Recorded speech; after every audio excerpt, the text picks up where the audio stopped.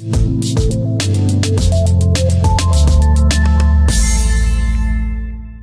Pittsburgh Steelers opened their mandatory minicamp this week with a glaring absence that immediately shifted the spotlight from the arrival of Aaron Rodgers and potential trade buzz surrounding offensive weapons to the other side of the ball, where their most dominant player, edge rusher T.J. Watt, is officially a holdout.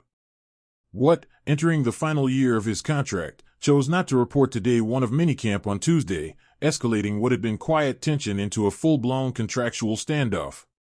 While Watt's absence from voluntary OTAs over the past few weeks raised some eyebrows, it wasn't until he skipped Tuesday's mandatory practice that things became undeniably serious. The decision not only makes him subject to team-imposed fines, but also signals that negotiations for a contract extension are, at best, at a standstill, or worse, stuck in neutral. Steelers head coach Mike Tomlin, never one to panic publicly, addressed the media after practice with a measured tone that did little to mask the undercurrent of concern. "Certainly we'd like him to be here, but certainly not surprised by where we are," Tomlin said. "We've expressed a desire to get the business done. He has as well, and so we'll continue to work. We've been here before." Indeed, they have. Just 3 years ago, Watt engaged in what was dubbed a hold-in during training camp, showing up to St. Vincent College in Latrobe but not participating in team drills while negotiations for a contract extension stretched deep into the preseason. That situation resolved just days before the regular season opener, with Watt agreeing to a 4-year, $112 million deal that at the time made him the highest-paid defensive player in the NFL. The agreement included an eye-popping $80 million guaranteed over the first 3 seasons, a departure from the Steelers' long-standing tradition of not guaranteeing money beyond the first year. In return, Watt delivered immediate results. In the first season under his new deal, he tied Michael Strahan's single-season sack record with 22.5, earned NFL Defensive Player of the Year honors, and reinforced his position as one of the premier edge rushers of his generation. Injuries derailed his 2022 campaign, limiting him to just 10 games, but he bounced back in 2023 with another league-leading 19 sacks. Even in a down year by his standards, Watt still posted 11.5 sacks in 2024 and led the NFL with 6 forced fumbles, showcasing a consistent ability to disrupt games and change momentum in an instant. That level of impact is why his absence this week looms so large. At age 30, Watt is still playing at an elite level, and there's no doubt that he's seeking a third contract that reflects not just his past production, but also the current market conditions that have shifted dramatically since his last negotiation.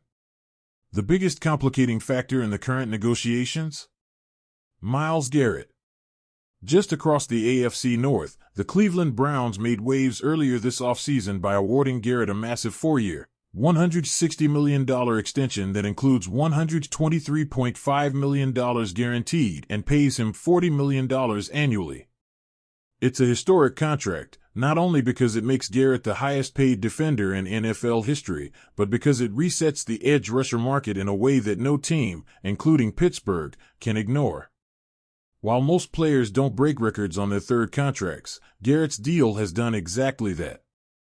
Given that both Garrett and Watt entered the league in the same draft class and are often compared in terms of skill, production, and value to their respective teams, the ripple effect was inevitable.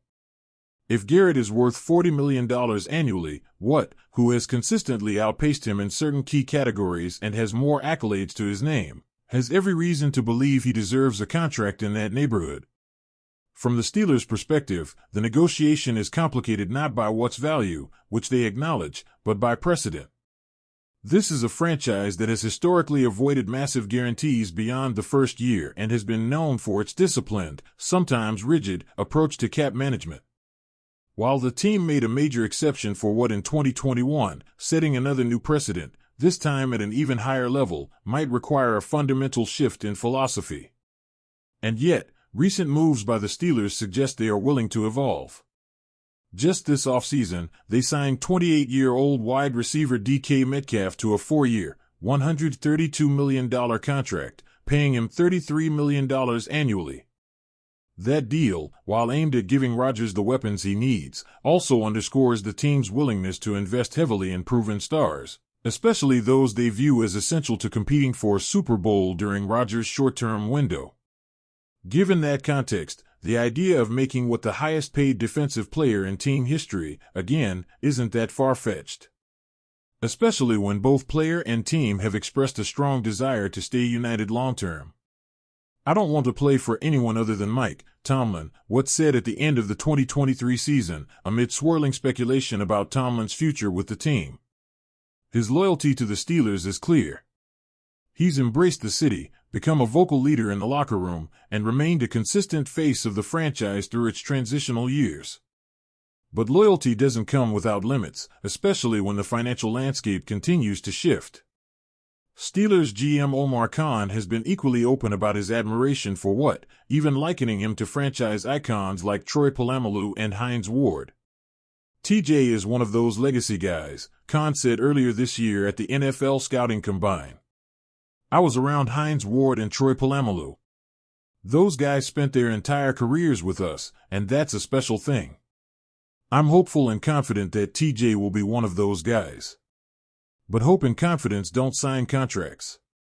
At some point, numbers have to align, and for now, it appears the two sides remain apart. The Steelers have several paths forward. They could try to structure a deal that approaches Garrett's annual value while finding creative ways to limit the guaranteed portion. They could explore front-loading the contract in a way that gives Watt immediate financial security but protects the team longer term. Or they could hold firm and risk turning a cordial negotiation into a protracted dispute that lingers into training camp and potentially beyond. Watt, for his part, has never been a player to create unnecessary drama. His past hold and strategy was designed to stay close to the team while still sending a clear message. But skipping mandatory practices marks a shift. It introduces pressure. It invites public attention. And it tests the Steelers' long-standing belief in their ability to get deals done quietly, internally, and without distraction. What's at stake goes beyond numbers. This is about setting the tone for a season in which Pittsburgh believes it can compete with anyone. With Rodgers at quarterback, Metcalf out wide, and an elite defense already in place, the pieces are aligning for a legitimate title push. But only if Watt is on the field, and fully bought in. There's also a broader cultural consideration. Watt has become the emotional core of the Steelers' defense, a relentless motor whose effort is as infectious as his production is undeniable. Young players follow his lead. Coaches rely on his instincts. Fans wear his jersey in droves. If the organization can't find a way to retain a player like that, twice, it sends a message not just to Watt, but to the entire locker room about how legacy players are valued. It also risks fracturing what has been a rare dynamic of mutual respect. Unlike other high-profile contract disputes that have turned ugly, the Steelers and Watt have thus far maintained a respectful, professional tone. But time and tension have a way of eroding even the most solid relationships. The longer this drags out, the more likely it becomes that frustration seeps in, even if neither side wants that outcome. Ultimately, this is not just a negotiation between player and team. It's a defining moment for both. For Watt, it's about securing what may be the final major payday of his career, a validation of everything he's done and everything he still believes he can do. For the Steelers, it's about balancing loyalty with pragmatism, tradition with evolution, and financial discipline with competitive urgency. The clock is ticking. Training camp looms. And while the headlines right now are about Aaron Rodgers and potential wide receiver trades, the heart of this team lies on defense. And at the heart of that defense is a player who didn't show up this week, but who still looms over everything.